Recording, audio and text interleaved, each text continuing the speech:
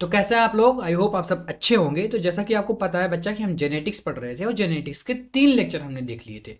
3 lecture में complete genetics का जो बेसिक है वो हमने कवर किया था और अच्छी तरीके से कवर किया था। अगर आपने बेसिक देख लिया ना तो अब आपको जेनेटिक्स में कोई भी प्रॉब्लम नहीं होगी, क्योंकि रियल जेनेटिक्स हम स्टार्ट करने वाले हैं। और आज के इस लेक्चर में हम पढ़ने वाले हैं एक संकरण क्रॉस के बारे में।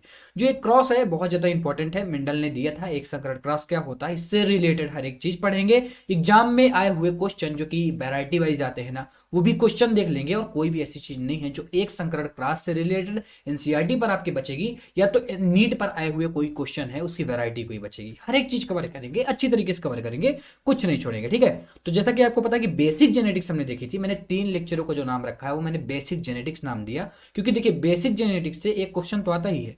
साथ साथ अगर आपने उसे पढ़ लिया ना तो जेनेटिक्स आपके लिए बहुत ज्यादा सिंपल हो जाती है। तो चलिए स्टार्ट करते हैं आज के इस लेक्चर को और देखते हैं एक संकरण क्लास। एक संकरण क्लास क्या होता है? तो देखिए एक संकरण क्लास को अगर मैं डिफाइन करूं तो बहुत सिंपल सा लक्षण है कि अगर मैं यदि किसी क्रॉस में मैं एक लक्षण का अध्ययन कर रहा हूं, कितने लक्षण का? एक लक्षण की वंशागति का अध्ययन कर रहा हूं, तो वो क्या कहला रहा है बच्चा? वो कह रहा है एक संकरण क्रॉस। यहां पर एक चीज जरूर याद रखिएगा, जो मुझे एक लक्षण लेना है ना बच्चा, जो मुझे एक लक्षण लेना है वो एक तो प्रभावी रहना चाहिए, एक तो प्रभावी रहना चाहिए, और दूसरा क्या रहना चाहिए? दूसरा अप्रभावी रहना चाहिए। यहां पर एक लक्षण मुझको लेना है। एग्जाम्पल के तौर पर मैंने लिया लेंथ, मतलब लंबाई। मैंने पादप की लंबाई ले ली। देखिए पादप है, ये लंबा है, और ये क्या है? ये बौना है। यहां पर मैं लेंथ की बात कर रहा हूं, मैं लंबाई की बात कर रहा हूं। एक पादप छोटा है और एक पादप यहां पर बड़ा है। जो बड़ा वाला होगा उसको मैंने क्या कहा? उसको मैंने प्रभावी कहा। और अक्सर अक्सर बच्चा मैंने आपको बताया था, बेसिक जेनेटिक्स मैंने आपको क्लियर किया था कि जब भी हम बड़े पादप को लिखते हैं, मतलब लंबे पादप को लिखते हैं, तो एक प्रभावी लक्षण हो जाता है। अगर आपने देखा होगा बेसिक जेनेटिक्स तो आपको क्लियर होगा कि यह एक प्रभावी लक्षण है। और प्रभावी लक्षण को हमेशा कैपिटल लेटर से लिखते हैं, इसलिए मैंने इसको क्या लिखा? टी। और टी कैपिटल टी से लिखा। ठीक है। ये प्योर लंबा मतलब प्योर टाल है। ठीक है। इसी तरह अगर मैं सेकंड वाले पादप की बात करूं तो ये क्या है? ये बच्चा छोटा पादप हो जाता है, बौना पादप हो जाता है। इसीलिए ये क्या है बच्चा? ये अप्रभावी है लेंथ का।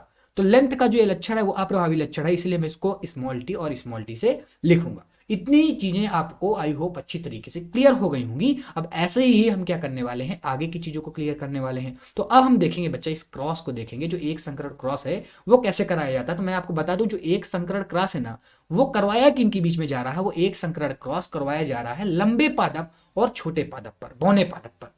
उनके बीच में क्या हो रहा है? उनके बीच में क्रॉस हो रहा है। जब भी एक संकरण क्रॉस करवाया जाएगा तो एक चीज आप एकदम से क्लियर कर लीजिएगा। सपोज दैट ये कोई लंबा पादप है, तो पहले हम इसके क्या बनाने पड़ेंगे? युग्मक बनाने पड़ेंगे।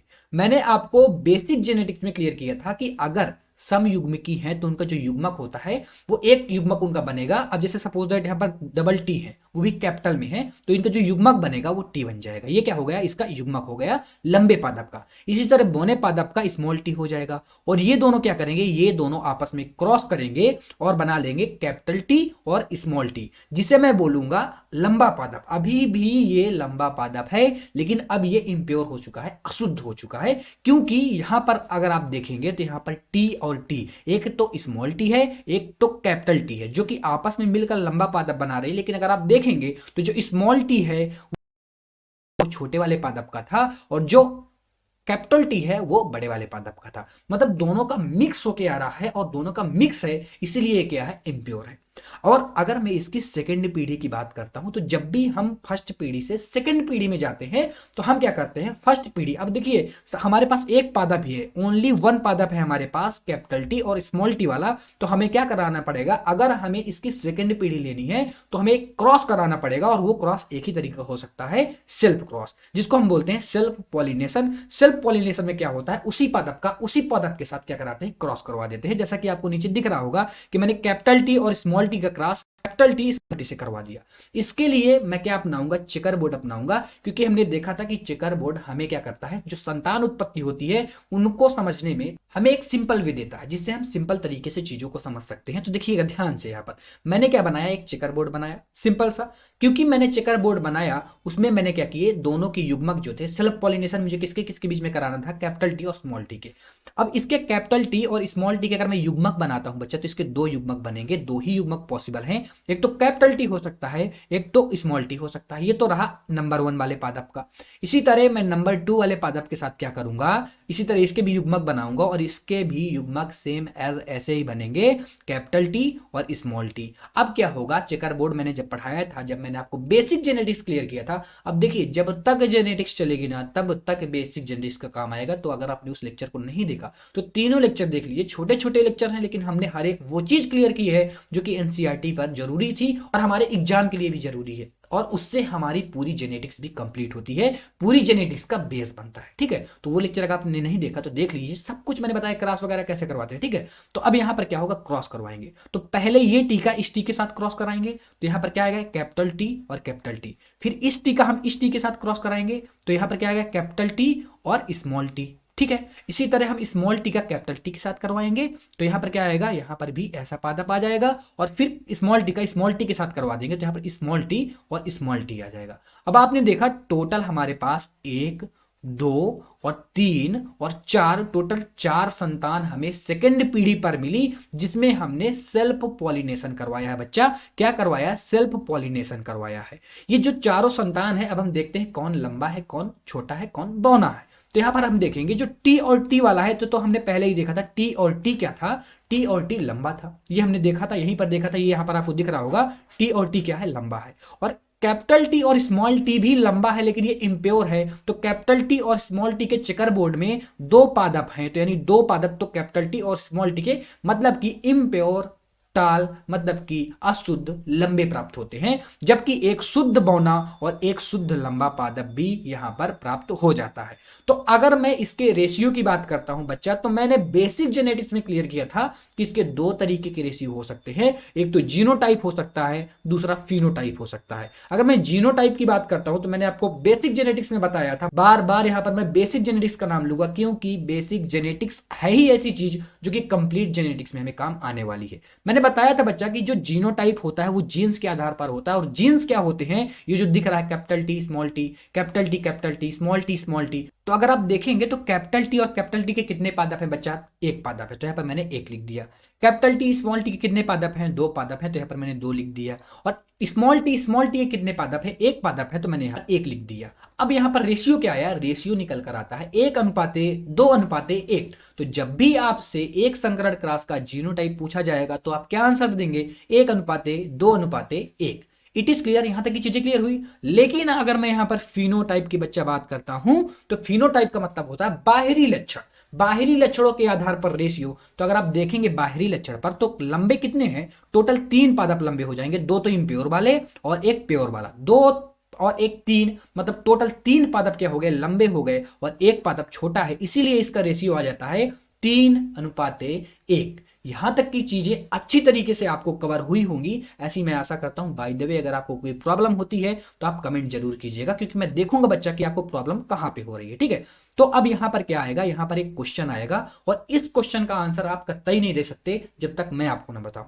उसका रीजन ये है बच्चा कि देखिए जो जेनेटिक्स है ना, नीट उसमें कुछ ऐसे भी क्वेश्चन पूछता है कि अगर आपने क्वेश्चन प्रैक्टिस पहले से नहीं की तो आपका क्वेश्चन कंफर्म बच्चा गलत हो जाएगा। उसका रीजन ये है क्योंकि हमें कुछ चीजें ध्यान रखनी पड़ती है, और क्वेश्चन प्रैक्टिस के दौरान ही हम उन चीजों को सीखते हैं। जैसा कि मैं आपको बता दूं यहां पर कि एक क्वेश्चन है, यहां पर पूछा जा रहा है एक संकरण क्रॉस का अनुपात बताइए। मैंने अभी अभी आपको बताया कि एक संकरण क्रॉस का अनुपात, अगर मैं जीनोटाइप की बात करता हूं तो 1:2:1, और अगर मैं फिनोटाइप की बात करता हूं तो 3:1 होता है। लेकिन इस ऑप्शन में आपको ऑप्शन ए में 1:2:1 और ऑप्शन बी में 3:1, मतलब दोनों ऑप्शन देखने के लिए मिल जाते हैं। यहां पर आप बुरी तरीके से कंफ्यूज हो सकते हैं, ये सोचें कि यार कौन सा ऑप्शन सही है, अगर आपने पहले से इस क्वेश्चन की प्रैक्टिस नहीं की, क्योंकि ये नीट पर आया हुआ क्वेश्चन है, जितने भी बच्चा इंपॉर्टेंट क्वेश्चन है और ऐसे क्वेश्चन है कि उनकी अगर आपने क्वेश्चन प्रैक्टिस नहीं की तो क्वेश्चन गलत होने वाला है। वो मैं सारे क्वेश्चन यहां पर कवर करवा रहा हूं। तो देखिए मैं एक चीज यहां पर एक बताना चाहता हूं, नोट डाल के मैं आपको बता दूं, जब तक आपको बच्चा कभी भी आपको क्रॉस पूछा जाए और क्रॉस का रेशियो पूछा जाए तो आपको कभी भी आंसर जीनोटाइप वाला नहीं लगाना। कौन सा, जीनोटाइप वाला आपको कभी नहीं लगाना जब तक कि जीनोटाइप के नाम से न पूछे। हमेशा आपको फिनोटाइप वाला ऑप्शन क्लियर करना है। अगर फिनोटाइप वाला ऑप्शन दिया हुआ है तो आप हमेशा फिनोटाइप को प्रेफरेंस देंगे जीनोटाइप की अपेक्षा। तो यहां पर जो हमारा ऑप्शन सही हो जाएगा वो दूसरा सही हो जाएगा। देखिए यहां पर ऑप्शन दोनों सही हैं, लेकिन ऑप्शन यहाँ पर दोनों में से सबसे सही कौन सा ऑप्शन है, जैसा कि आपको पता होगा कि नीट अक्सर ऐसे क्वेश्चन बना देता है कि ऑप्शन कई बार दो ऑप्शन सही रहते हैं, लेकिन दोनों में से बेटर ऑप्शन कौन सा सही है, तो यहाँ पर बात हो जाती है सेकंड नंबर की। सेकंड नंबर यहाँ पर बेटर है, जो कि ज्यादा सही हो जाएगा। उसका रीजन ये है बच्चा कि वो फिनोटाइप है, मतलब बाहरी लक्षण है, बाहर से ही देखने पर हम अनुपात का पता लगा सकते हैं। और जिसने एक संकरण क्रॉस करवाया था तो बाहर से देखकर ही कहीं ना कहीं बताया था कि भाई 3 लंबे पादप थे, एक छोटा पादप था, क्योंकि उसने अंदर घुस के तो नहीं देखा। ठीक है, तो इसीलिए हम यहाँ पर क्या कर देते हैं, यहाँ पर 3:1 को हम प्रीफरेंस देते हैं। और हाँ, जब तक आपसे जीनोटाइप ना पूछा जाए तब तक आप जीनोटाइप वाला आंसर ना लगाएं, अगर दोनों ऑप्शन साथ में दिए हुए हैं तो। अब मैं बढ़ता हूं आगे और देखते हैं जो एक संकरण क्रॉस था उसके कुछ निष्कर्ष निकल के आए जो कि मेंडल द्वारा निकाले गए थे।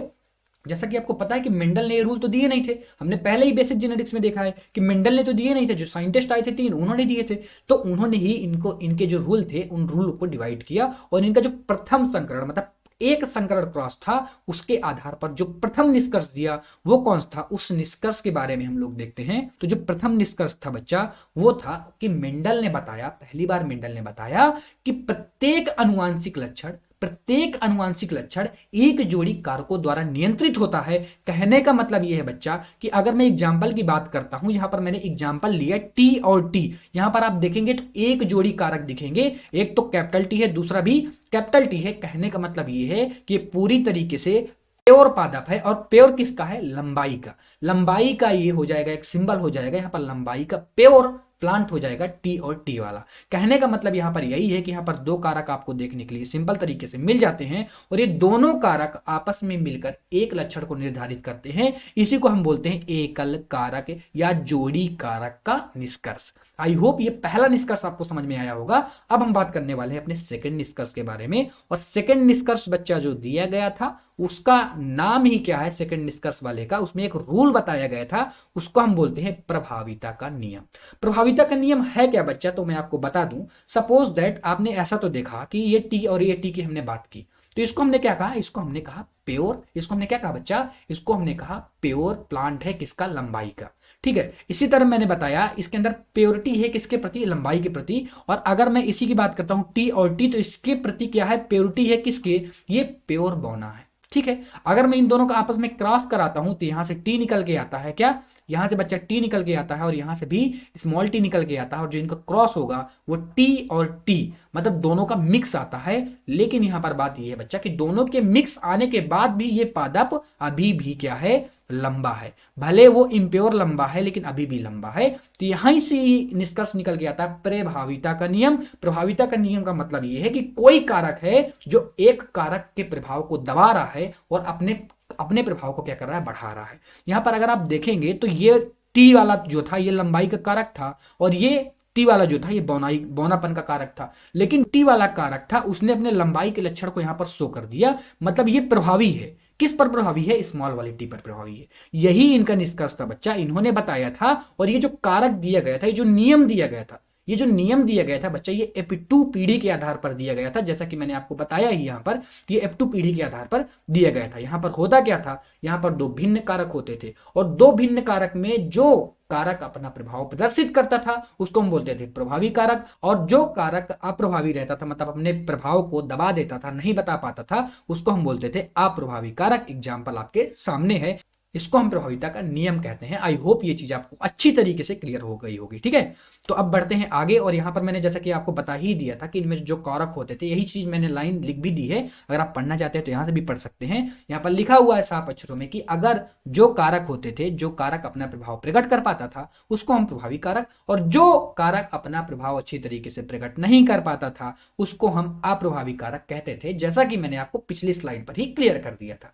ठीक है, तो यहां तक की चीजें आपको अच्छी तरीके से क्लियर हो गई होंगी, और इसी को हमने क्या कहा था, प्रभाविता का नियम कहा था। और प्रभाविता के नियम के यहां पर दो अपवाद देखने के लिए मिल जाते हैं। It is very important. ये दोनों अपवाद क्या क्या थे, पहला जो अपवाद था वो अपूर्ण प्रभाविता का नियम था, और दूसरा जो अपवाद था वो सह प्रभाविता का नियम था। इनके बारे में हम डिटेल में देखेंगे अच्छी तरीके से। एक एक लेक्चर आएगा और डेडिकेटेड लेक्चर रहेगा, और बहुत ही अच्छी तरीके से देखने वाले हैं। बहुत ही अच्छे और बहुत ही मतलब लाजवाब टॉपिक, अगर आप पढ़ेंगे ना तो मजा आ जाएगी। मतलब बहुत प्यारे टॉपिक है। वैसे तो हम जेनेटिक्स को मस्त तरीके से पढ़ने वाले हैं। एक मैं थोड़ा सा बता देता हूँ। अपूर्ण प्रभाविता में क्या होता था, अपूर्ण प्रभाविता में जब हम क्रॉस कराते थे ना तो एक नया पादप आ जाता था। लेकिन सह प्रभाविता में क्या होता था बच्चा, सह प्रभाविता में क्या होता था, जैसे मैंने ब्लैक गाय, सपोज दैट मैंने ब्लैक और व्हाइट का क्रॉस कराया, अभी मैंने कुछ, मैं करेक्टर कोई नहीं ले रहा हूं, सपोज दैट मैं ब्लैक और व्हाइट का क्रॉस करा रहा हूं, तो वहां पर एक चितकबरा कलर, मतलब ब्लैक और व्हाइट दोनों का मिक्स भी देखने के लिए मिल जाता था। उसी को हमने क्या कहा, उसी को हमने कहा सह प्रभाविता। इन दोनों के बारे में हम डिटेल में पढ़ेंगे, बच्चे डिटेल में पढ़ने वाले हैं, तो इनके बारे में टेंशन नहीं लीजिएगा, आगे लेक्चर इनके बारे में आएंगे, ठीक है। अब हम देखते हैं आगे वाला जो नेक्स्ट निष्कर्ष आता है। अभी हमने 2 निष्कर्षों को देखा, और बच्चे जो तीसरा निष्कर्ष था वो भी एक प्रकार का रूल था, जिसको हम बोलते हैं पृथक्करण का नियम या युग्मकों की शुद्धता का नियम। यहां पर कहने से क्या तात्पर्य है बच्चा, अगर फिर से मैं उसी एग्जाम्पल की बात करता हूं, फिर से मैंने उसी एग्जाम्पल को लिया, लंबे पादप और बौने पादप को लिया, दोनों का क्या करा दिया, दोनों का क्रॉस करा दिया। आई होप अब बताने की जरूरत नहीं है, जो क्रॉस में पादप आएगा वो ये आएगा। और फिर इसका अगर मैं सेल्फ पॉलिनेशन करा देता हूं, फिर अगर मैं इसका क्या करवा देता हूं, सेल्फ पॉलिनेशन करवा देता हूं, फिर इसके बाद रेशियो आ जाएगा 3:1 वाला। तो यहां पर हम कहना क्या चाहते हैं बच्चे, यहां पर हम कहना ये चाहते हैं कि आपने देखा, अगर मैं टी और टी वाले की बात करता हूं तो यहां पे कारक अलग हो रहे हैं, यहां पर ये टी आ गया, और ये कारक का सीधा सा सिंपल सा लक्षण है कि ये लंबा है, ठीक है। और इससे भी स्मॉल टी निकल के आता है, और इसका भी सीधा सिंपल सा लक्षण है कि ये बौना है। अगर मैं टी और टी की बात करता हूं, ये वाले पादप की बात करता हूं, तो इसमें आपको 2 कारक देखने के लिए मिल जाएंगे, एक तो स्मॉल टी, एक तो कैपिटल टी, दोनों देखने के लिए मिल जाएंगे, जो कि जब युग्मक बनेगा तो ये दोनों कारक क्या होंगे, आपस में अलग हो जाएंगे।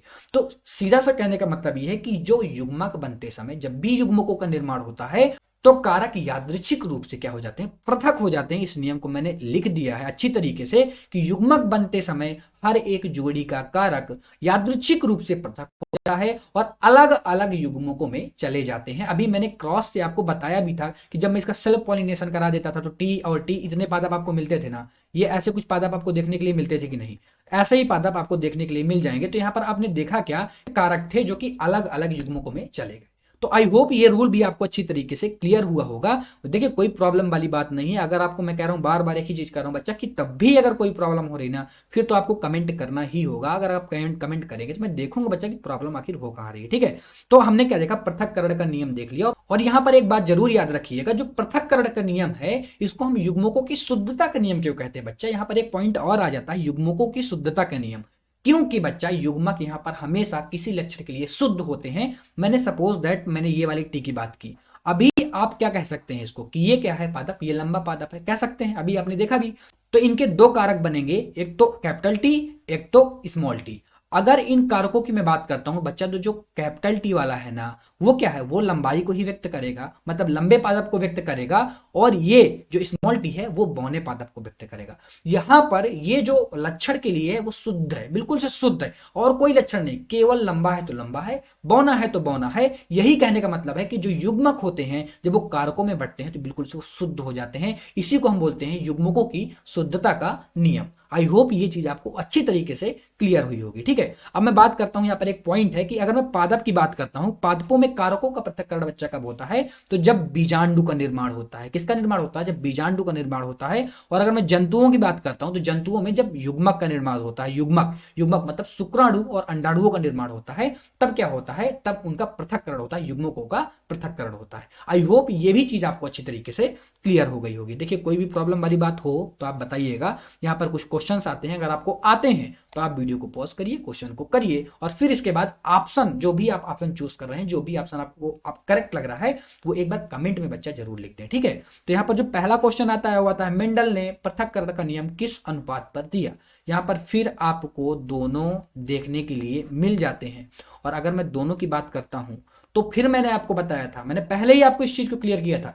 कभी ये भी आपको पूछा, आपने देखा जो पृथक्करण का नियम था वो तो एक संकरण क्रॉस पर ही था, और एक संकरण क्रॉस के जो रेशियो थे वो 2 ही थे, 1:2:1 और 3:1। ये 2 रेशियो थे जो कि हमने एक संकरण क्रॉस पर निकाले थे। लेकिन मैंने आपको बताया था, जब तक जीनोटाइप के नाम से न पूछा जाए तब तक आपको जीनोटाइप वाला नहीं लगाना। और जीनोटाइप वाला कौन सा था, 1:2:1, तो इसको कभी भी नहीं लगाना। तो ऑप्शन जो हमारा सही हो जाता है वो सही हो जाता है बी नंबर। तो यहां पर बिल्कुल कंफ्यूजन मत होइएगा बच्चा, ये सारे नीट के क्वेश्चन है। अगर आप प्रीवियस ईयर के एनालाइज करते हैं तो सारे क्वेश्चन आपको वहां पर देखने के लिए मिल जाएंगे। जो नेक्स्ट क्वेश्चन आता है वो आता है कि 3:1 को निम्न मंडल के नियमों द्वारा समझाया जा सकता है। मतलब कहने का क्या है, जो 3:1 था उसके जरिए आप कौन कौन से नियम को समझा सकते हैं। तो पहला ऑप्शन आता है पृथक्करण का नियम, बिल्कुल समझा सकते हैं पृथक्करण के नियम को। दूसरा ऑप्शन आता है प्रभाविता के नियम को समझा सकते हैं आप, बिल्कुल समझा सकते हैं। और तीसरा नंबर आता है नन, कोई नहीं। तो तीसरा तो बिल्कुल गलत है, मतलब यहां पर बोथ वाला सही हो जाएगा, ए और बी वाला। आई होप ये क्वेश्चन आपको अच्छी तरीके से क्लियर हो गया होगा और जेनेटिक्स में बचा तो कोई प्रॉब्लम आपको नहीं हो रही होगी, ऐसा मैं मान के चल रहा हूं, क्योंकि हम बहुत ही अच्छी तरीके से चीजों को क्लियर कर रहे हैं। ठीक, तो आई होप ये लेक्चर आपको अच्छी तरीके से समझ में आया होगा। बाय द वे कोई प्रॉब्लम होती है तो आप कमेंट वगैरह कर सकते हैं। और नेक्स्ट लेक्चर पर हम देखने वाले हैं द्विसंकरण क्रॉस के बारे में। इसी तरह छोटी छोटी चीजें हम इसी तरह छोटे छोटे लेक्चरों से कवर करेंगे, बेहतरीन तरीके से कवर करेंगे। एनसीईआरटी का कोई पॉइंट और नीट में आने वाले कोई भी क्वेश्चन की वैरायटी जो होती है, और नीट से जितना भी रिलेटेड टॉपिक है, कंप्लीट टॉपिक को बच्चा हम कवर करेंगे, कुछ नहीं छूटने वाला है। तो मिलता हूं आपसे नेक्स्ट लेक्चर पर। Thank you so much for watching, tata bye bye.